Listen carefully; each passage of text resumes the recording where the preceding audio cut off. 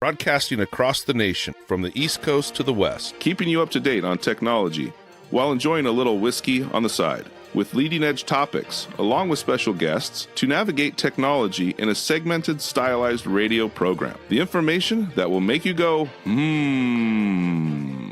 Pull up a seat, raise a glass with our hosts as we spend the next hour talking about technology for the common person. Welcome to TechTime Radio with Nathan Mumm.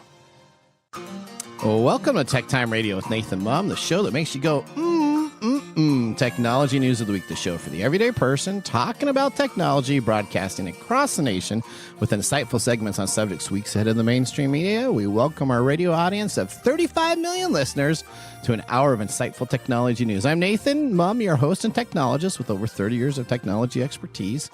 Our co-host Mike Roday is in studio today, along with Mark, and you'll see that I am behind the board because Odie is on vacation. Mike, how are you doing? The award-winning author and human behavior expert. Are you ready for today's episode?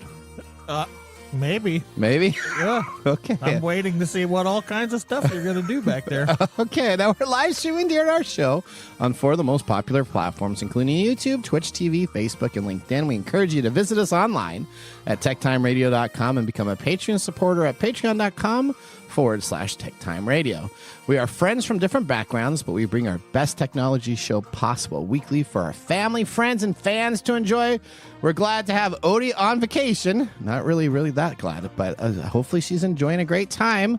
I am at the control panel today, so that means you do not know what's going to happen, right, Mike? That's right. It can go crazy or it can go normal. But welcome, everyone. Well, we already have pretty good evidence about which way it's going. Let's start today's show. Now on today's show. All right. Welcome to TechTime Radio. Today on the show, we have Nick Espinosa back, and he's going to be talking not about cybersecurity, but he's going to be talking about AI. He's going to explain what is going on in the world and a few key AI stories. In addition, we have, of course, our standard features, including Mike's mesmerizing moment, our technology fail of the week, and a possible, absolutely, Nathan Nugget, and our pick of the day whiskey tasting to see if our selected whiskey pick is 0, 1, or 2 thumbs up at the end of the show. But now it's time for the latest headlines in the world of technology. Broadcasting across the nation. Broadcasting across the nation from the East of the week. Retry that again. Here we go again. Damn it. And now it's time for the latest headlines in the world of technology. Here are our top technology stories of the week. All right. Story number 1. Google is the latest company to suffer a data breach in its ongoing wave of Salesforce CRM data theft attacks. Conducted by the group known as Shiny Hunters. Let's go to Lisa Walker for more on this story. In June, Google warned that a threat actor they classify as UNC 6040 was using a voice phishing social engineering attack to breach Salesforce instances and download customer data. In an update, Google said that it too fell victim to the same attack after one of its Salesforce CRM instances was breached and customer data was stolen. As for the other companies impacted in these attacks, one company has already paid 4 bitcoins, or approximately $400,000, to prevent the leak of their data. Back to you guys in the studio. All right, so let's talk about this. So this is a phishing attack, right? Put a bounty on their heads. All right, so somebody already spent 4 Bitcoin. I remember when Bitcoin was nothing, but now it's worth almost $100,000. So $400,000 was paid out. This phishing attack used voice recordings to make them sound like somebody else and used real-time voice conversations to convince the people to allow access. So we've talked about this as phishing. Now this phishing voice is becoming kind of the new edge AI assisted cyber criminal tool that is being used. So you can have a monitor set up, you talk into it, you can have a real-time conversation with somebody on the phone, convince them of what's going on in the voice of somebody else, and then all of a sudden they say, sure, yeah, we'll get things taken care of. Now, Shiny Hunters has been around for years, responsible for a wide range of breaches, including the PowerSchool, Oracle Cloud, Snowflake data theft attacks, AT&T, Nitro PDF, Wattpad, Mathway, and many, many more that they have been a part of. Now, with this breach, though, from this data breach, many other companies, of course, that use Salesforce CRM are going to be a part of this attack, and that includes Adidas, Qantas, Alliance, Life, Cisco, and Tiffany and Company. Now, what happens to Google now? So they disclose the information, they pay a fine, and they move on. Is our data not secure anymore? And does it seem that companies are getting so lax about security or the damages it does that no one cares? Why are we even asking? Well, if our data is secure? I'm kind of curious about this. What is your take on this, Mike? Specifically, I want your take on your data. Well, it's understandable why they're using this method, because if you can have somebody sitting behind a machine and actually conversing while the machine converts your voice into that of another person, it makes more sense instead of some chatbot type of thing that may give you some weird answer. Okay, Mark, have you seen or been victim to any of this phishing stuff yourself? No, not yet. Not yet. Okay, so It will happen. Not yet. Yeah, see, not there yet it is is. the Not keyword. yet. I just want to know, you said the group's been around for a long time. Yeah. So do you know how long? Like, Well- are they our age where they're using that old toy voice modulator that we all used to have? No, they're not using the Home Alone version of the what is it, the Voice Boy or whatever that Macaulay Culkin recorded all the Here we go stuff. with the fantasy references. So it's not that. No, but they're just using AI. I mean, you can go to any AI tool set now, pay literally $5 to $7, import people's voices on YouTube. I've done this myself. Import voices on YouTube and then reuse those voices, type in text, and have it in a real-time conversation where I can sound like a female, I can sound like a robot, I can sound pretty much like whatever I do by just taking existing YouTube videos and making the correlation there.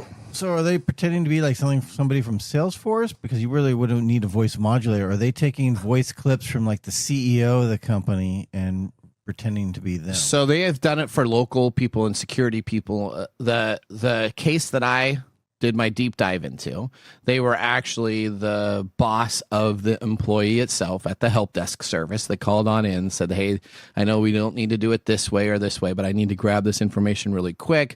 There's a bunch of breaches that are going around right now, and I want to protect us. So they literally used the breaches that were in the news as a what do you want to say, prompt to actually get in and convince the people to give them access codes. So is a new thing to look if your boss is calling from an unknown number? That would be probably pretty smart to do, right? But you know what? I get the spam calls. You ever get the one that says like unknown caller, or then you get like likely fraud or likely scam or scam likely? Those are all different type of categories that I get on my phone. What I'm finding is now that all those scam likelies are actually legit numbers for a lot of the people that are calling. So now whatever algorithm that we had or whatever type of security we used to have to make sure this was in check, now it just comes as everything being a scam likely call, even if it's my wife calling me, and that it could be a scam. But I mean, so then now you don't know what to do, right? Whoa. Your wife is in your contact book. Well, sometimes she uses a voice over IP phone when she's at her preschool, and then if you get a call there and it comes in from an unknown number, boom! All of a sudden, guess what happened? Well, I probably should. Right? So is your Nathan Nugget about having your phone not answer those calls? No, that's not our You Nathan just need to be Nuggets grumpy like me and never answer your phone. Is that what you need to be? That's right. I never answer my phone. Mike needs a new hat. Instead of don't click on, it's like Stuff? don't do. Don't do. That's right. Stuff. Don't You do know- any technology. I am most likely like my child self, Yeah. who grew up without all this stuff. Okay. Right? I write my passwords down. All right. That's good. I don't answer my phone. Okay. That's good. I don't answer emails. I don't open most of my emails. Okay. So yeah, I live a pretty peaceful life. Okay. Well, Isn't that makes sense. psychologically the pattern of our lives, though? Don't, as we age and we get older and older, go back to our younger childhood selves? I don't know. When you see a baby, I always swear a baby looks like you when you're dead. Right? When they come out all wrinkly What and the everything hell like is that. that? But What you the ever hell see does a that brand have to do- newborn baby? You see them all wrinkly. What does that have to do with the question? I think that you always revert back to the very beginning of life. No. You need to just stay over there where you're at and not talk. Control the boards. Mike and I are talking. Okay, sorry. Yeah, there's always this sort of nostalgic playback in our lives because we often optimize, or what's the word? Optimismize. Optimismize. Yeah. We remember the good things of your childhood, and you don't remember the bad. Nathan next to me. Yeah, we remember the good things. We tend to color our past with goodness. And so when we get stressed out in our older ages, we tend to want to revert back to those. That makes sense. All right. Let's go on to story number 2. Are you ready for this one? I don't want to do story. Yeah, story number 2. All right. Oh, must do about robots or AI? This is about somebody who used ChatGPT as a marriage counselor or a relationship counselor. What? Tell me more. No. Tell me more. Bad. What's that? I can't. I just can't. Really? Okay, so this person decided to use ChatGPT as a couples counselor. All right, and the whole idea is that Gen Z is using artificial intelligence for a lot of different things, like dating advice, which I don't know why they're doing that. And this person decided they wanted to try and get some sort of, what do you call it, therapeutic resolve between, at a cheaper price, probably, right? Well, yeah. Okay. I mean, going to a counselor is. So there's 2 problems with some of this stuff. One is that the idea that you're going to counselors before problems arise in a relationship. Okay. Okay. I find that to be a problem, because if you are going to a counselor before problems arise, that means there's already problems, because you're anticipating these big problems are going to show up, and then you're going to a counselor to try to solve them. And part of that is bringing up the big problem. So it's sort of like a self-fulfilling prophecy. Okay.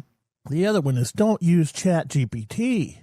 Why's that? Don't use a chatbot. Okay. Mike, it's very objective. Yeah, supposedly it is not objective. Okay, so the people that are saying it's objective, like this person here, according to a recent nationwide survey by Match. Yeah. Match.com. ChatGPT is being used to weed out dating prospects, and they're saying that it's pretty objective. Okay, so it's objective. Okay, so it's got no emotionally attachment to anything. It's got no emotional attachment, but isn't that how you're supposed to get dates? Is through emotional attachment, right? You're supposed to like somebody, and if you have somebody that's crawling through your profile with a language scraper, and saying, "Oh, this isn't a good match because this, and this," why are you listening to that? Okay, that makes sense. Okay, now, of course, there are other problems that I'm not addressing about the whole dating thing anyway. But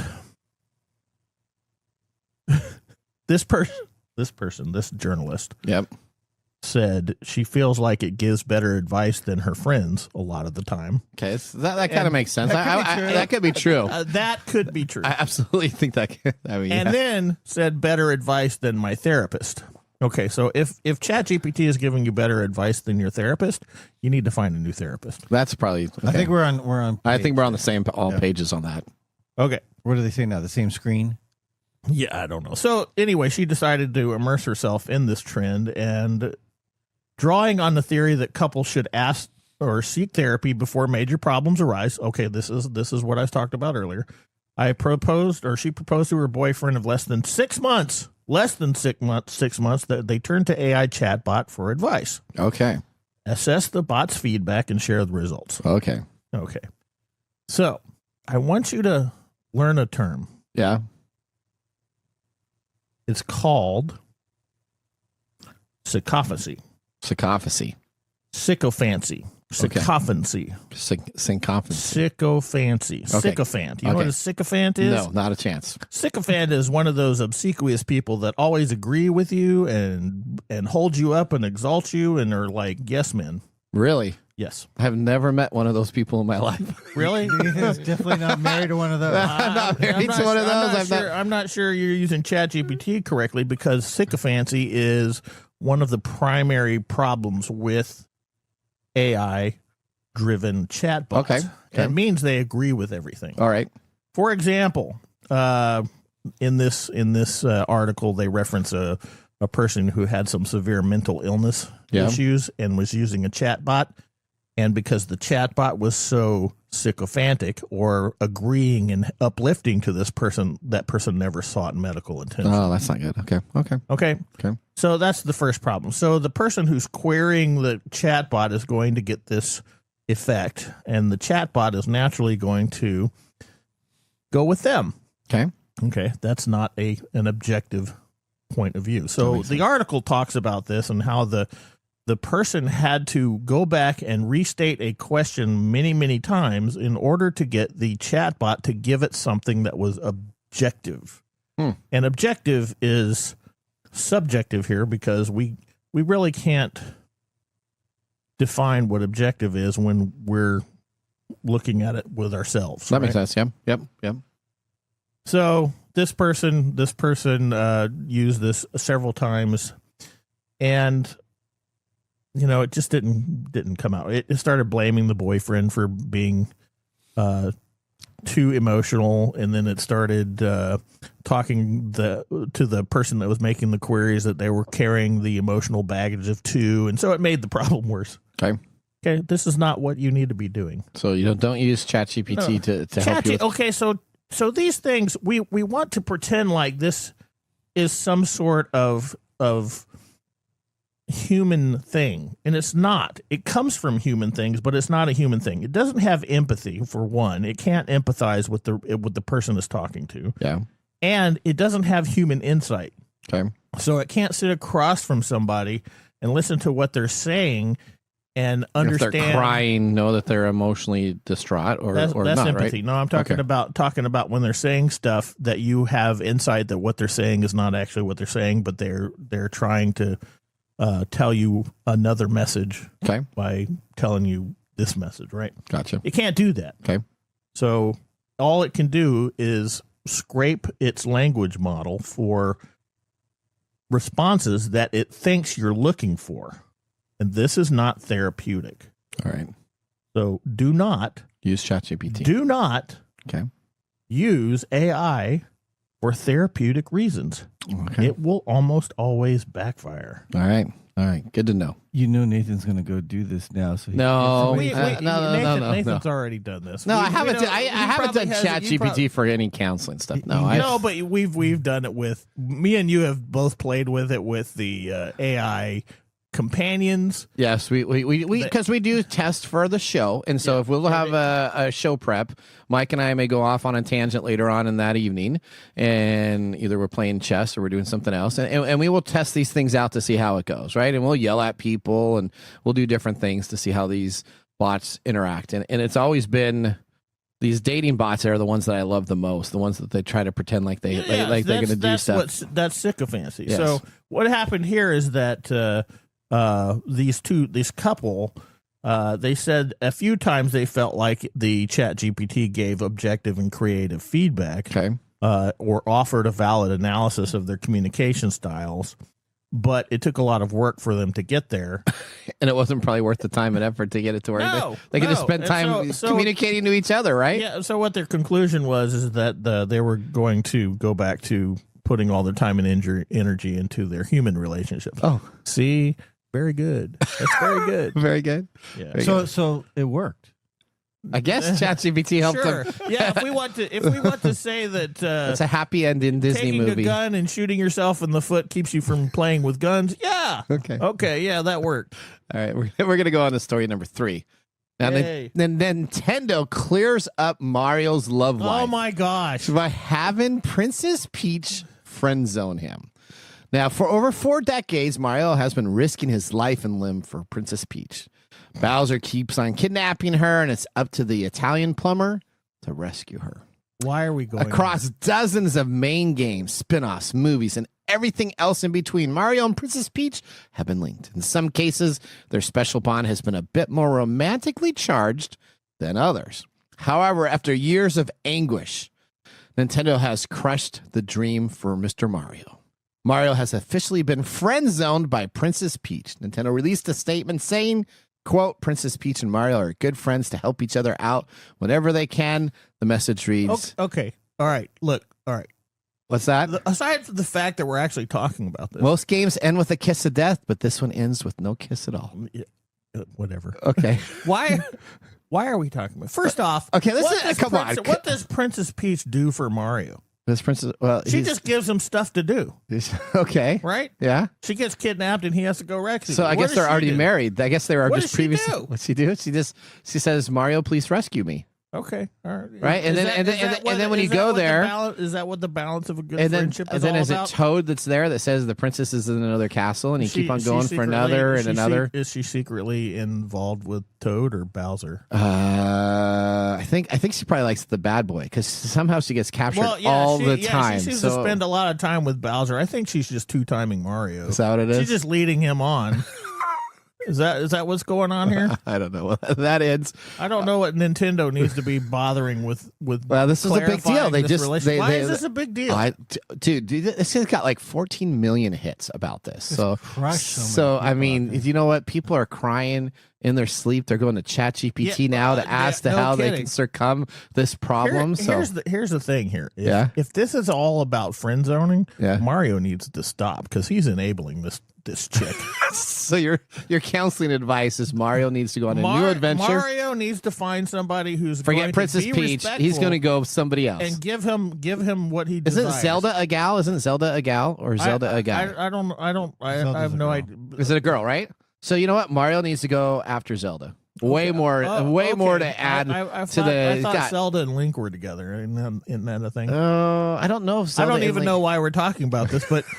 At the same thing, you know, if we want to define healthy relationships, if Peach and Mario are friends and Mario spends all of his time rescuing Peach from dangerous, there's a really big imbalance of stuff going on in this. They're good friends. They're not good friends. They're not good friends. All right, well, that is our give Mario anything. Well, that is our top sometimes. Lots of kisses. But they're not romantically involved. But she gives them lots of kisses. Okay, that is our top technology stories of the week. When we return, Nick Espinosa from Security Fanatics will join the show. What is AI up to? You're going to love this even more. You'll find out next. You're listening to Tech Time with Nathan Mumm. We'll be back after this commercial break. Looking for custom glass solutions for your next commercial project? Hartung Glass Industries is your trusted partner in custom glass fabrication.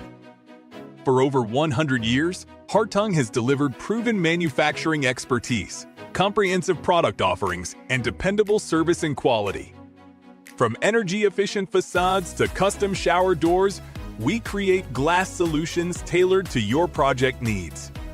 With 8 facilities across the U.S. and Canada, we combine national expertise with a local touch-ensuring faster service and unparalleled customer care. Hartung Glass Industries, where quality meets innovation. Visit hartungglass.com to learn more.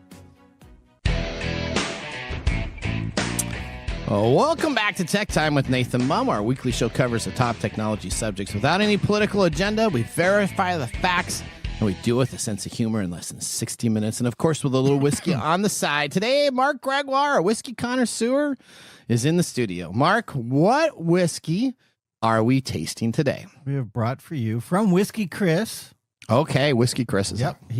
It's his bottle, and he let us borrow Still Austin Straight Rye Whiskey, The Artist. Now, art comes in many different forms, from the simplest line drawing to the most complex symphony. But all good art has something in common. It begins with inspiration. The artist is galvanized by a visit from the muse and can't help but take up the chisel, the pen, the camera, the paintbrush. This is a whiskey for dreamers. Is that Princess Peach? Not Princess Peach. The visionaries, Mike, and the artists who inspire us all. It's the ultimate marriage of the art and muse. The spirit's blushing, oaky hue foretells a complex nose with chocolate, apricot, sandalwood, ginger, and caramel on the palate. It finishes with rye spice, nutmeg, clove, cinnamon, molasses, and orange zest. That all comes from their website. Very, very wordy. Okay. Have you tasted this before, Mark? Before today? Yeah. Yeah, when Chris brought it over. Okay.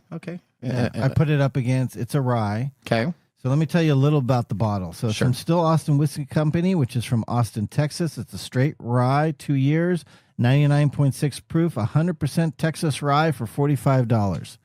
And we did a little tasting with this and about 4 or 5 other ryes. Okay. All right. You're not going to tell us yet how it did against absolutely not. Okay. All right. Stay tuned. All right. Okay. Well, with our first whiskey tasting completed, let's move on to our feature segment. Today, our technology expert, Nick Espinosa, is joining the show. He's an expert in cybersecurity and network infrastructure. His clients range from small business to the Fortune 100 level. In 1998, at the age of 19, Nick founded Windy City Networks, which was later acquired in 2015. He then created Security Fanatics, where he's the chief security fanatic. We welcome now Nick to our show. Welcome to the segment we call Ask the Experts. With Hi, our Nick. TechTime Radio expert, Nick Espinosa. All right, Nick, welcome to the show. How's everything going? Can you hear us there? Yep, I can hear you guys just fine. And just real quick on the first segment, Shiny Hunters has been around since 2020, so they're 5 years old, which is old in this. And also, Illinois 2 days ago was the first one to actually pass a ban on AI therapy, requiring humans to actually do the therapy for you. So there you go. See, Nick is our just used to the resource of information. There you go. Now you need to move to Illinois. We need Nick to host this show. That's right. You know what? Nick is going to be able to host that maybe sooner than later from a different country. Okay, Nick. What's your take on Princess Peach and Mario? Yeah, there you go. Princess Peach and Mario. Yeah. Are you hurt from that, Nick? There you go. So that's brutal. I mean, we've all been friend zoned it at some point, but to be friend zoned it for like 4 decades, that's a little much. Move on, Mario. Move on. Mario, maybe I don't know. Maybe hang out with Luigi more. That would make sense. There you go. That's right. His hang out. What if Luigi's dating Peach? See, that would be the ultimate right there. Okay. That would be the betrayal of a lifetime. They're brothers. All right. Hey, we just assume they're brothers, right? That's true. Mario Brothers. It could be a synonym for like a business partner, right? Just a good name. I'm pretty sure they've established that Mario's brothers with Luigi in many of these little. Have they? I don't know. I don't know either. Let's move on. Okay. All right, Nick. Tell us, for all the new listeners, tell us a little bit about yourself. Yeah. So I'm Nick Espinosa, the chief security fanatic of Security Fanatics. Obviously, all things cyber warfare, cyber terrorism, cybersecurity, all that kind of stuff. And you come hang out with me on YouTube. I also do podcasts, all that kind of stuff. Write articles for Forbes and blah, blah, blah. So happy to be here as always. All right. Now, today we're going to pivot a bit. Right, where instead of the crazy cyber criminals, we're going to be talking about some AI stuff, right? So my other favorite topic. So everybody's passionate about AI on either a positive or a negative side of AI. There isn't seem to be any like middle ground people. I've never heard anybody in my life that said, well, I kind of like AI. It's kind of great. I appreciate some of it. It's either I hate it or I love it. I don't hate all of it. Okay. Your sphere is built of just you and Mike. Is it just me and Mike? Is there other people out there? There's a lot of people like me that see the benefits of it, but also see some of the potential harm. And if there's not correct safeguards on it. There's no potential harm. There is harm. There is harm. All right, Nick. Okay, here we go. First, let's talk about an AI chess match. This just happened. All right, this is just in the news. And I'm a big chess player. Mike's a big chess player. Right? We're on chess.com. I wouldn't say I'm a big chess player. You play chess. You play chess. I play chess online, and we play against each other quite a bit. I used to kill you all the time, and now you're starting to beat me up. So I don't know. That's why I haven't been playing as much. That's what happens when you learn something. That's right. So the AI companies all got together for a chess match. What happened? What was this about? And what was the outcome? So basically what we're talking about here is essentially Google's Kaggle. This is a platform that essentially allows scientists to put their AI models up to task to play chess and all these things with it. So 8 large language models basically entered a tournament. Now, these are basically AIs that are not designed essentially to play chess. These are the chat GPTs of the world where you can go get therapy where you shouldn't get therapy, right? So Anthropic, Google, OpenAI, XAI, aka Grok, basically, as well as Chinese developers, DeepSeek and Moonshot, all basically entered this tournament. And so what happened was essentially OpenAI beat the whole thing. And it's really interesting. So their OpenAI's O3 model emerged as the winner, and then Grok actually took second place. So in other words, OpenAI beat Elon Musk's Grok. And I think that's actually really interesting because when we're talking about Grok, given all the garbage that Grok has been learned on, I'm just amazed it didn't angrily kick over the first virtual chessboard it saw and declared it wanted to invade Poland. I mean, the thing is nuts. Are we right? sure? Are we sure it didn't cheat, Nick? Wow. Well, hey, it's very possible, right? So OpenAI won with O3, their model O3, followed by Grok. Google's Gemini took third place as well.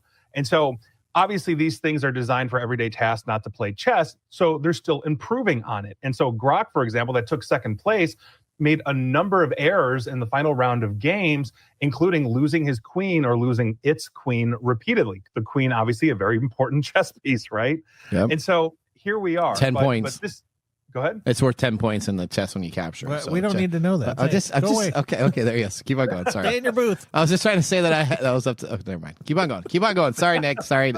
Right. So, but strategy games like chess or Go, the Chinese game Go, these are oftentimes used to basically assess models' abilities to learn and adapt because chess has a bazillion moves, Go has like a quintillion moves, So it's an interesting one. But if anything, I think we're going to see these models just simply improve. But it's a good testing ground to understand the limitations of large language models. They're not perfect.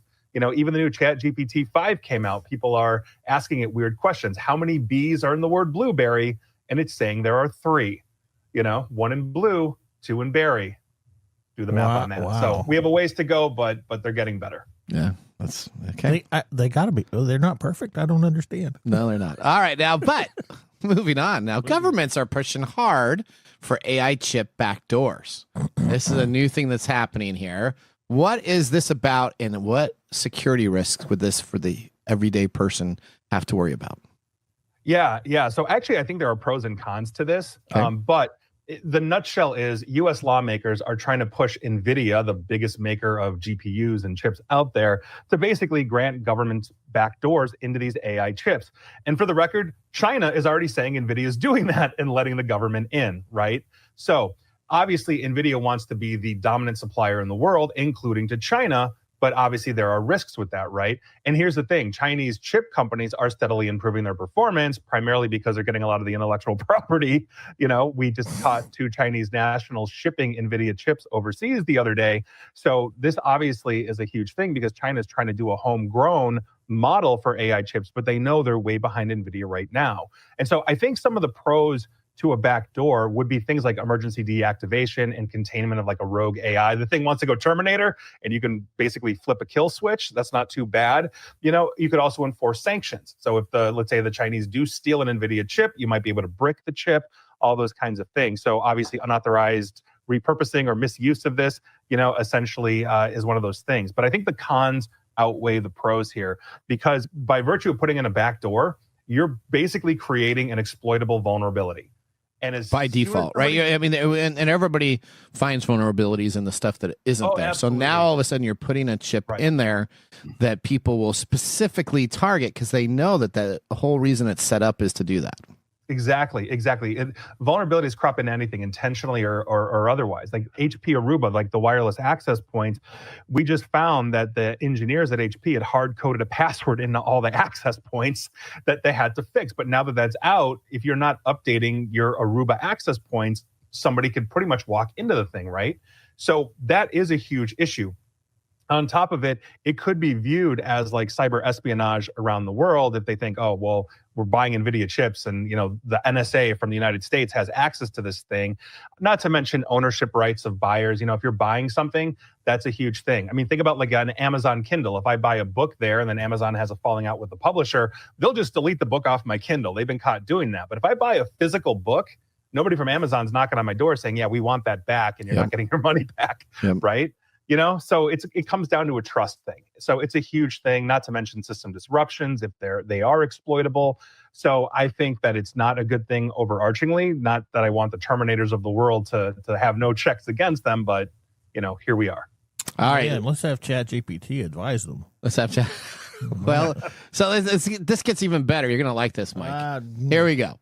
Nick, is it true that the FDA's AI is creating fake studies that are now becoming real facts for our large language models?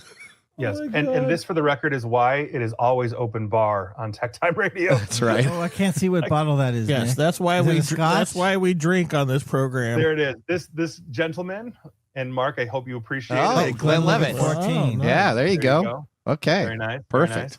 But anyway, yes, the FDA, or Food and Drug Administration, and Lord knows we could all use a drink after this one. Anywho, RFK Jr., who's running HHS that owns the FDA, basically they're making a huge push to integrate AI tools. And in a recent interview, RFK Jr. went on Tucker Carlson's show on some online whatever, and basically said that AI will very, very soon be used to approve new drugs, quote, very, very quickly. So in other words, they're trying to speed up this process. So here's what the news did. CNN spoke with 6 current and former employees of the FDA, 3 of whom basically have used ELSA. This is the AI that the FDA is using, and they described it as harmful. It creates meeting notes and summaries that are incorrect. It started making up non-existent studies, so it was basically hallucinating. In an AI term, that means it was just straight up lying. It also could misrepresent research, according to his employees. And so by virtue of that, I started looking at, okay, what is the approval process for a drug? And it is a long and complicated process. Yes. You guys want a high-level overview of this thing real quick? Because it's absolutely insane to insert an AI into this. All right, so do it real quick. Yes, real quick. How difficult? Yeah, so preclinical testing, right? You basically are testing the drugs in labs on animals, all that, to make sure it's safe. Then they have to submit what's called an IND, an investigational new drug application. Once that is approved, then they can begin human trials. And then the human trials are done on a small group of healthy people that don't have the actual disease or infection or whatever that the drug is testing. Assuming nobody dies in that, then it goes to the humans that have this particular targeted issue, disease, whatever it is. And then they confirm the effectiveness. They monitor side effects. This takes months and months and months and months. And then and only then can they apply for an NDA, or new drug application, which then basically says all the trials are good. Nobody's dropping like flies. This is great. And boom, here we are. You can put that out there. And then the FDA reviews this and evaluates it for months and months and months and months, which obviously is going to be difficult. And then they approve it and then continue to monitor it after it's out to the general public. And with the FDA cutting staff, that's a huge issue. And if you insert an AI into this that's just making stuff up, then it could basically BS a whole bunch of clinical trials or say, oh, this is good, when the authors were like, this is not good. It's a huge problem, and I think it's going to get some people killed, if I'm being perfectly honest with you. That is not so, Mr. Positive AI. How do you feel about that? Okay, well, all right. All right, Nick. The bottom line of this is really a people issue, not it's an always AI everything issue. is a people It issue. is a people issue. All this is You get the every right people. single interaction here is people issues. What's interesting is we always are getting excited now with AI to replace people. We want AI to be better and better and better so we can replace more and more people. So essentially, we want nobody to work. We want computers to run our lives. AI and we want to be in becoming charge of that area so that we can just make millions and millions of dollars. Yeah, AI is becoming our and god. To that point, think of the psychological damage it's going to do to society. We're already isolated thanks to social media. No. We don't want to put our kids outside because there are predators everywhere when the predators are actually online. It's a huge thing. It's much different than when we grew up, right? That is. So this doesn't help. All right, Nick. Well, how can people get in touch with you? On that note, how can people get in touch with you off of the show? What is the best way to connect? Well, they can find me at the local bar because that's probably where I'm going to be. That's right. That's where I'm headed. Feel free to follow me LinkedIn, Twitter at Nick Espinosa or Nick AESP, either one, and come say hi, come hang out. So you know what? I just would wish Blue Sky would get their act together and become a big dominant force out there. It just is. Yeah. It is just hemorrhaging at relevancy and not being able to take over Twitter. Because Nick just said contact him on Twitter or X because that is still the dominant platform. I bet you, Nick, you would love to say contact me on Blue Sky, but nobody is quite using it still yet. Yeah. So it's just. And I'm the same handle on Blue Sky as I am on Twitter, but I think part of it was a political divide. And so what you have on Blue Sky is just a whole bunch of like-minded people talking to each other. So there's no engagement there beyond we all agree. Yeah. And I think that's not a good reason either. That's a big issue for the platform. All right, Nick, we thank you so much for being a part of our show. Can't wait to have you back on again. All right. Well, that ends our segment, Ask the Expert. Let's now move in to our Mike's mesmerizing moment. Welcome to Mike's mesmerizing moment. What does Mike have to say today? All right, Mike, here's the question. Let's talk about AI. Yay, let's talk about AI. Is there something in the counseling field that AI could be used for that is good? No. Okay. Okay. Okay. Let's. If it has anything to do with anything other than counseling, maybe. Okay. Like, if it needs to look into case notes for something and find like themes or patterns, that may be helpful. Okay. But if it's doing direct counseling, absolutely not. Okay. It should not be a direct. We should not be using it for counseling. We should not be using it for companionship. We should not be using it to do like 50 million things that it's already doing. But it's okay to edit through notes. Not edit. Not edit. Pull information. Okay. Pull information. Like if I were querying I don't know. Some type of document. Yeah, some type of document. If I were querying that may be I otherwise no. Okay. Well, Mike, thank you for that mesmerizing moment. Yeah, I don't think you think me. I think you were like sitting over there going, wah. We have coming up next, we have This Week in Technology. So now would be a great time to enjoy a little whiskey on the side, as we're going to be doing so during the break. You're listening to TechTime Radio with Nathan Mumm. See you in a few minutes. Hey, Mike. Yeah, what's up? Hey, so you know what? We need people to start liking our social media pages. If you like our show, if you really like us, we could use your support on patreon.com. Or is it Patreon? I think it's Patreon. Okay, Patreon. If you really like us, you can. And you say I'm the English guy? Patreon.com. I butcher the English language? You know you butcher the English language. Okay, so it's all the time. It's Patreon.com. Patreon.com. If you really like our show, you can subscribe to patreon.com and help us out. Oh, and you can visit us on that Facebook platform. You know, the one that Zuckerberg owns? The one that we always bag on? Yeah, you can. We're on Facebook, too. Yeah, like us on Facebook. Do you know what our Facebook page is? TechTime Radio. At TechTime Radio. Yeah. You know what? There's a trend here. It seems to be that there's a trend, and that's TechTime Radio. Or you can even Instagram with us. And that's at TechTime Radio. That's at TechTime Radio.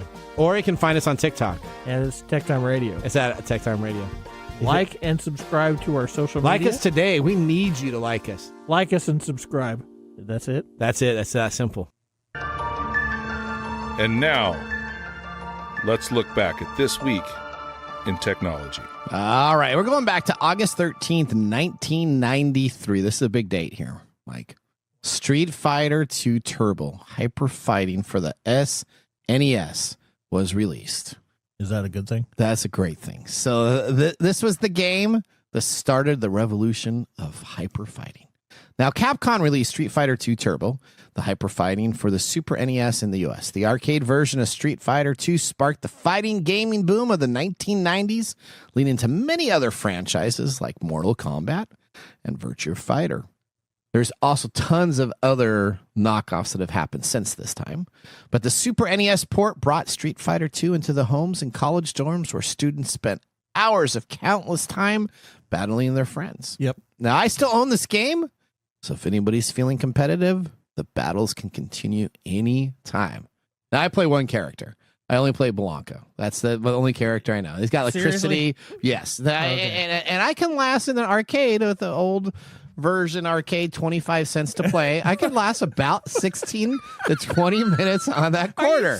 I'm dead serious. Are you seriously getting on to talk about your humble bragging about how good you are at Blanca? I just want to say, if anybody wants to play, I'm available. Now, that was This Week in Technology. Thanks for that. Yeah, if you ever wanted to watch some Tech Time history with over 260 plus weekly broadcasts spanning our 4+ years, starting our 5th, video podcast and blog information, you can visit us at techtimeradio.com to watch our older shows. We're going to go to a commercial break here, but when we return, we have the Mark Mumble Whiskey we review. We'll see you after this break. How to See a Man About a Dog. It combines darkly comic short stories, powerful poems, and pulp fiction prose to create a heartbreaking and hilarious journey readers will not soon forget. Read How to See a Man About a Dog, Collected Writings, for free with Kindle Unlimited.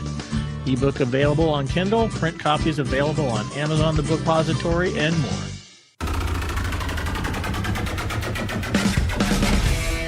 The segment we've been waiting all week for.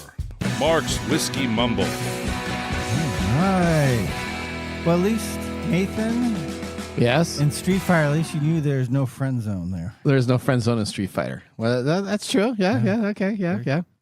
Well, today, August 12th, Yeah. we are awkward. celebrating. Don't tell me you're celebrating Friend Zone Day. It's the day before August 13th. So just before that, today, Nathan is actually celebrating today. He knows about today. Okay. What are we celebrating today, Nathan? We talked about it earlier this week.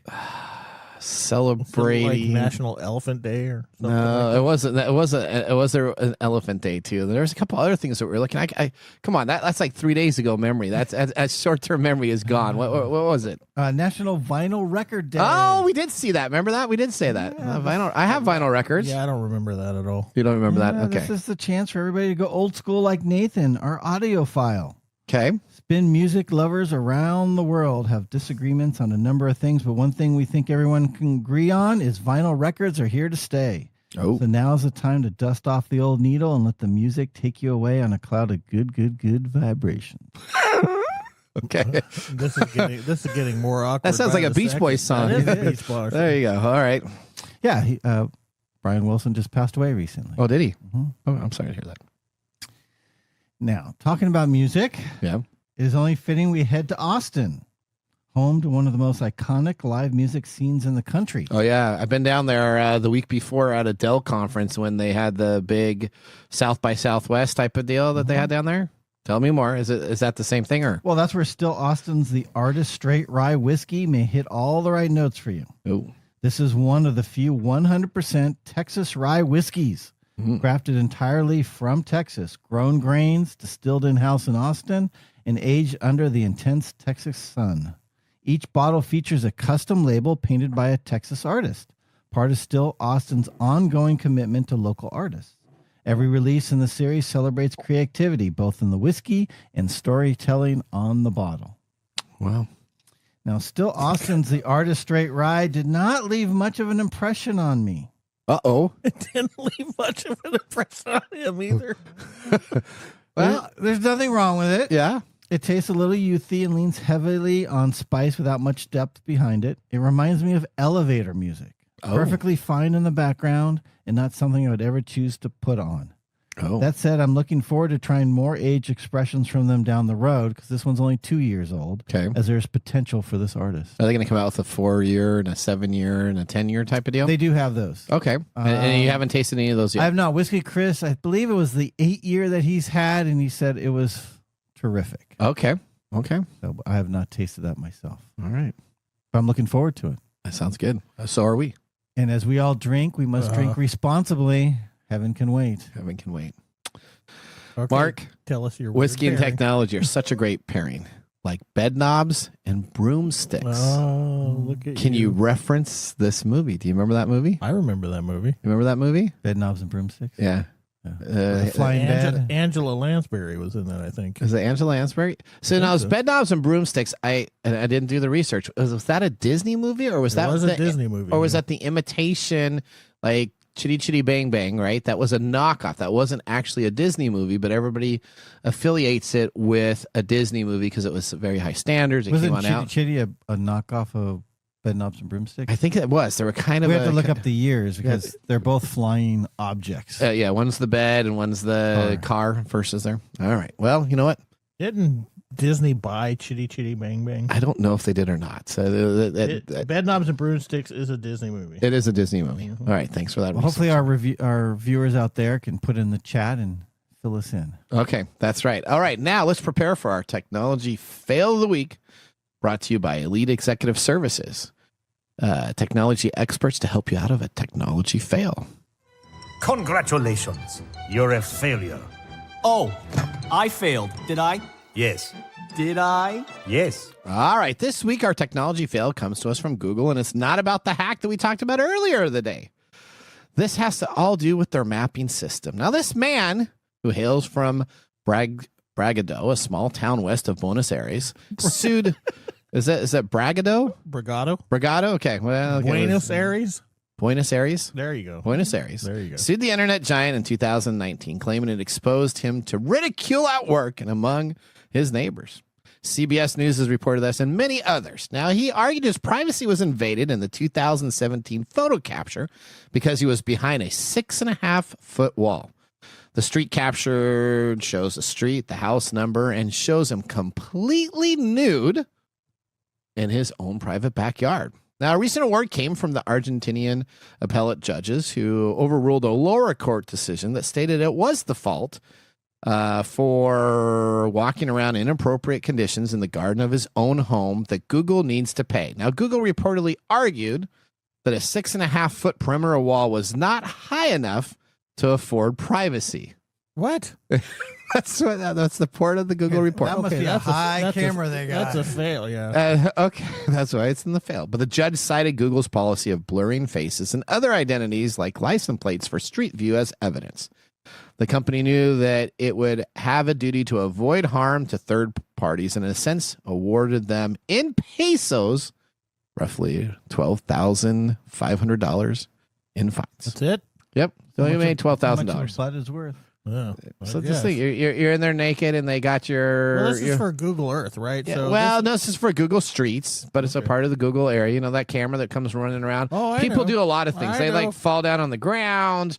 They try to make out with people. I mean, this has now become a sensation where people try to get on the Google Street cameras with a bunch of stuff that's there. So, there you go. And that was a fail. How was that a fail? Well, it was a fail because I think it's a fail that people use ChatGPT for counseling. How do you feel about that? I think it's a fail that Princess Peach friends on Mario. What? You got a lot of those things that are really bugging you, aren't they? I'm just saying, man. Okay, well, Is it a fail that your glass is empty and I haven't refilled you? That could be a fail. Today that could be a fail. it could be a fail. Well, you know what? Speaking of something unique, let's move on to the Nathan Nugget. Oh no! This is your Nugget of the Week. All right, so here we go with our Nugget of the Week. It's very interesting because we're talking about this guy, hopefully for the last time. This is the Newport Tip Bitcoin saga. So this is James Howell. I love this story. This is the guy that he had his ex-girlfriend throw out a hard drive that had over 8,000 Bitcoins in 2013. Well, it was his girlfriend at the time. A girlfriend at the time. She didn't mean to do it, but she threw out a hard drive, probably sitting on some table. It said, don't throw out. She was cleaning up and took care of it. Now, this has lasted 12 years, involving high court appeals, public opinions. This is the guy that tried to buy the landfill. That's exactly correct. So this hard drive is thought to be in a landfill right now. And he wants to buy the landfill. The city said they were going to close it, and he wanted to buy the landfill. Well, the city's decided they're not necessarily going to disclose this. And what they're now doing is they're coming to him for a bill of over $117,000 for all the time and effort that they have had to spend dealing pounds. That's even more. So that's even more U.S. dollars. So it's even more U.S. Over $100,000 with the fine that he needs to now pay for all of their wasted time and effort that they've spent on this case. Now, instead of buying the site to retrieve it, he's decided to come up with something different. He's created his own cryptocurrency coin, and he's going to try to regain his money by having people invest. Doesn't everybody do this? In his own cryptocurrency.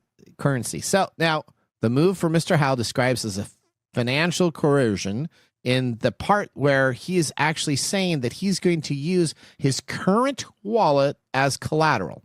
So all of these Bitcoin and all these coin things have to have a collateral that they have of tangible assets. He's going to use his $8,000 Bitcoin lost wallet to back his cryptocurrency. That is exactly what he's doing. He's getting ready to launch this fall. You know, there's a famous SNL sketch with, our buddy Elon. It's a hustle. It's a hustle. Well, since James's wallet is publicly known and the blockchain is there for all to see, it's easy evidence that the 8,000 coins do exist. The need to rapidly access them to prove their existence isn't even required. Ultimately, the market will decide how valuable they deem the new coin offering to be, but it will be available for purchase. So this is crazy. So he has here's what he needs to do. James just needs to sit down for another like 10 years, and then they're going to come up with a way to recover lost Bitcoin. I will guarantee you they'll come up with a way to recover old token exchanges that are available. Then he'll be able to get his money back. It'll all be taken care of. But instead of waiting that time, yeah, we have to say that he actually owns 8,000 Bitcoins. He could just be saying he owns. Well, there's 8,000 evidence. Bitcoins. There's evidence that his Bitcoin that he all had at one time deposited. It shows a transaction. So no cryptocurrency exchange when you transact on the internet with a cryptocurrency, all that data still gets tracked. People think that it's anonymous. It thinks that nobody knows what's going on. It's still all in a ledger of tracking of information. They supposedly say they can find this evidence that there's that 8,000 coins exist. You know, this is how obsession becomes a problem. Okay, James. Yeah, you need to let it go, buddy. Well, he's having a hard time, Mike. So maybe he should turn to ChatGPT. I get it. I mean, if we're talking about Bitcoin and one Bitcoin is 100,000. How much is that? 100,000. Yeah, it's like 8,000 times 100,000. What is that? It's like 8 billion. You sure? Yeah, is it 8 billion? It's in the billions. Yeah, or 80 billion. Yeah, it's in the billions. I just know it's in the billions. Yeah, money's making him crazy. There you go. All right. Well, you know what? That was my nugget. Let's now move to. And now our pick of the day for our whiskey tastings. Let's see what bubbles to the top. All right, what do we got here, Mark? Still Austin Straight Rye Whiskey, the artist. It is a straight rye, 2 years old, 99.6 proof, 100% Texas rye, $45. Oh, that hits everything that he looks for. I kind of liked it myself. I don't know about you, but I'm going to give it I understand the comments on it. But this is actually, I kind of like a little bit of a spiced whiskey, so I'm going to give this absolutely a thumbs up. I'm going to give it a thumbs up for the flavor, and because Mark has converted me to rye. I don't think I would buy it, though. You wouldn't buy it? No. Okay. So I mean, it was pleasant. It's like elevator music, right? I wouldn't call it elevator. I hate elevator music. Wow. You don't like elevator music? I always dance to that. I like soundtracks. Yeah. I think soundtracks are good. It's like, it's one of those things that's pleasant when you it's like a light rainfall on a hot day. Okay. You're out there dancing all around with your Sprite and 7-Up colas and all those. Yeah. Is that what you do in the rain? That's what it is. All right. You do it naked behind a 5 No, I do not do that. We want to thank our listeners for joining the program. Listeners, we want to hear from you. Just visit techtimeradio.com, click on Be a Caller, ask us a technology question. Remember, the science of tomorrow starts with the technology of today. See you guys next week. Later. Bye-bye. Thanks for joining us on Tech Time Radio. We hope that you had a chance to have that moment today in technology. The fun doesn't stop there. We recommend that you go to techtimeradio.com and join our fan list for the most important aspect of staying connected and winning some really great monthly prizes. We also have a few other ways to stay connected, including subscribing to our podcast on any podcast service, from Apple to Google and everything in between. We're also on YouTube, so check us out on youtube.com/techtimeradio, all one word. We hope you enjoyed the show as much as we did making it for you. From all of us at Tech Time Radio, remember, Mumm's the word. Have a safe and fantastic week. Fantastic week. Fantastic week. Fantastic.